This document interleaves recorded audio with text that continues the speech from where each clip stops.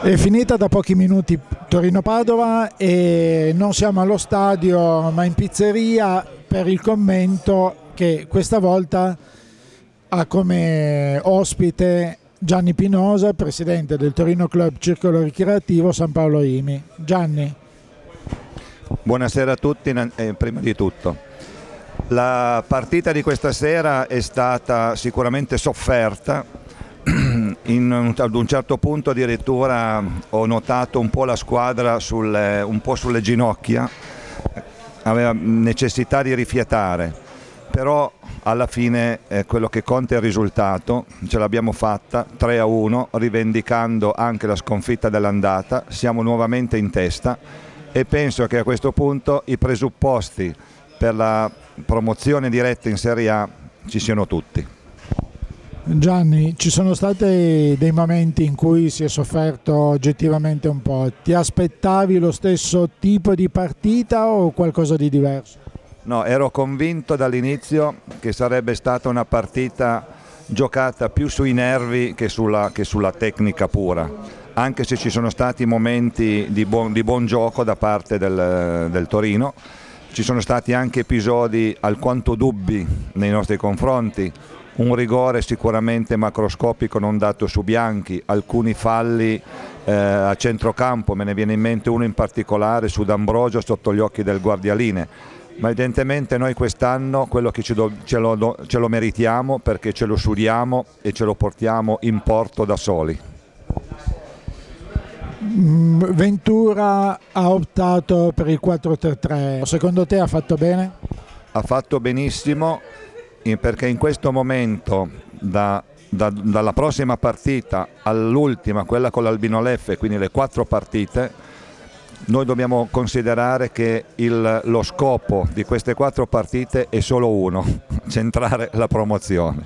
Quindi giochi anche con il 4-5-1, l'importante è centrare l'obiettivo che ci siamo prefissi da inizio stagione, cioè la Serie A.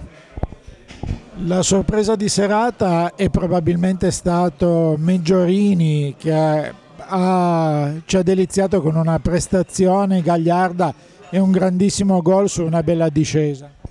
Sicuramente non solo un pregevole gol di prima intenzione su cross di Stevanovic, se non vado errando, ma è stata la prestazione nel suo complesso, cioè un giocatore che ha giocato proprio con lo spirito da toro fin quando il fiato glielo ha permesso.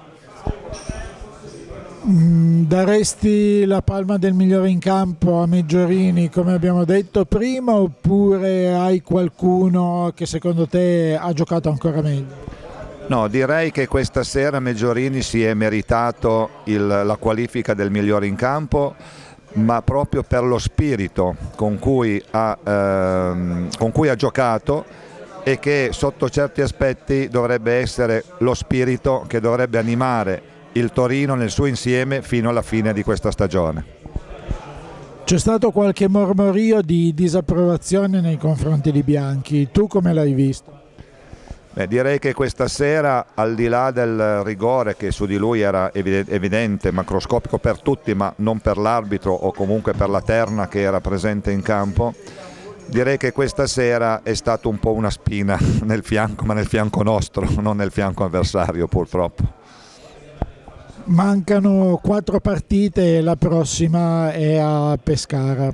Tu come la vedi? È una partita apertissima perché sappiamo che il Pescara è una squadra molto strana, può vincere 6-0, può perdere 7-6, quindi una partita aperta a tutti i risultati. Io penso che l'importante sia comunque non perderla. E di questo ne sono sicuro perché la squadra sicuramente sia col Pescara ma poi in particolare nel Sassuolo, che dobbiamo poi recuperare il martedì il 15 maggio, sicuramente centrerà come minimo il pareggio a Pescara e la vittoria col Sassuolo, ma scaramanticamente diciamo 0-0 anche se potrebbe anche finire 3-3, 4-4, perché no, proprio il Pescara per come gioca è una squadra strana, come dicevo prima. L'importante è comunque fare almeno un punto, perché poi, ripeto, sono convinto che i 3 punti verranno con il Sassuolo e dopodiché, se non ci facciamo degli sgambetti da soli, con il Modena in casa e con l'Albino Leffe l'ultima partita fuori casa, i giochi dovrebbero essere fatti. Benissimo, ringraziamo Gianni Pinosa e il San Paolo IMI e ci vediamo alla prossima. Sicuramente, e forza Toro sempre e comunque.